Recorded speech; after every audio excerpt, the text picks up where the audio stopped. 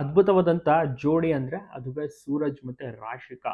Big boss ಮನೆಯಲ್ಲಿ ಮೋಡಿ ಮಾಡಿದಂತ ಸೂರಜ್ ರಾಶಿಕಾ ಅವರಿಗೆ ಈಗ ಆಚೆ ಕಡೆ ಬಂದ್ಮೇಲೆ ಒಳ್ಳೆ ಅವಕಾಶಗಳು ಸಿಕ್ಕಿದೆ. ಇತ್ತ ಸೂರಜ್ ಅವರು ಪವಿತ್ರ ಬಂಧನ ಧಾರಾವಾಹಿಯಲ್ಲಿ ಬ್ಯುಸಿ ಆದ್ರೆ ರಾಶಿಕಾ ಅವರು ಸಿನಿಮಾದಲ್ಲಿ ಬ್ಯುಸಿ ಆಗಿದ್ದಾರೆ. ಕೆಲವೊಂದಿಷ್ಟು ಈವೆಂಟ್ಸ್ಗಳು ಜಾಹೀರಾತುಗಳಲ್ಲಿ ಬ್ಯುಸಿ ಆಗಿದ್ದಾರೆ. ಹೌದು, ಒಳ್ಳೆ ಆಫರ್ ಸಿಗ್ತಾ ಇದೆ ರಾಶಿಕಾ ಅವ್ರಿಗೂ ಕೂಡ. ಪವಿತ್ರ ಬಂಧನ ನೀವೀಗ ನೋಡ್ತಾ ಇರ್ಬೋದು, ತುಂಬಾ ಒಳ್ಳೆ TRP. 10 ಗಂಟೆಗೆ ಪ್ರತಿ ದಿವಸ ಪ್ರಸಾರ ಆಗುತ್ತೆ. ಇದರಲ್ಲಿ ದೇವ್ ಪಾತ್ರವನ್ನ ನಿಭಾಯಿಸ್ತಾ ಇದ್ದಾರೆ, ಶ್ರೀಮಂತ ಪಾತ್ರ. ಗೊತ್ತಿರ್ಲಿಲ್ವಂತೆ ಈಗ ಈ ರೀತಿಯ ಒಂದು ಪಾತ್ರ ಸಿಗುತ್ತೆ, ಇಷ್ಟೊಂದು ಫೇಮಸ್ ಆಗ್ತೀನಿ ಅಂತ. ಪವಿತ್ರ ಬಂಧನ ಅಂತ ಧಾರಾವಾಹಿ ಸಿಗುತ್ತೆ ಅನ್ನುವಂತ ಇಮ್ಯಾಜಿನೇಷನ್ ಅಲ್ಲೂ ಸಹ ಇರಲಿಲ್ಲ.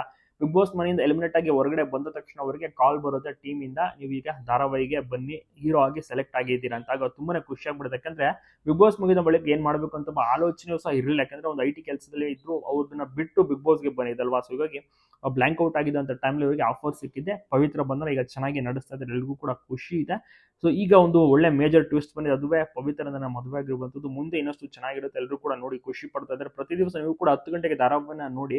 ಒಟ್ಟಾರೆ ಈ ಒಂದು ಜೋಡಿ ಒಂದಾಗ್ಲಿ, ಮದುವೆ ಆಗ್ಲಿ ಅಂತ ತುಂಬಾ ಜನ ಸಹ ಕೇಳ್ತಾ ಇರ್ತಾರೆ, ರಾಶಿಕಾ ಮತ್ತೆ ಸೂರಜ್. ಬಟ್ ಇಬ್ಬರು ಕೂಡ ಕೇವಲ ಸ್ನೇಹಿತರು. ಸೂರಜ್ಗೆ ಖಂಡಿತವಾಗ್ಲೂ ಕೂಡ ಇಷ್ಟ ಇದೆ. ಬಿಗ್ ಬಾಸ್ ಮನೇಲಿ ಎಷ್ಟು ಫ್ಲರ್ಟ್ ಮಾಡ್ತಾ ಇದ್ರು, ಆಚೆ ಕಡೆ ಬಂದ್ಮೇಲೆ ಒಂದ್ 2-3 ಈವೆಂಟ್ಸ್ ಜಾಹೀರಾತುಗಳಲ್ಲೂ ಸಹ ಒಟ್ಟಿಗೆ ಕಾಣಿಸ್ಕೊಂಡಿದ್ರು. ಇಫ್ ಇನ್ ಕೇಸ್ ಮದುವೆ ಆದ್ರೆ ಜನರು ಖುಷಿ ಪಡೋದು ಗ್ಯಾರಂಟಿ.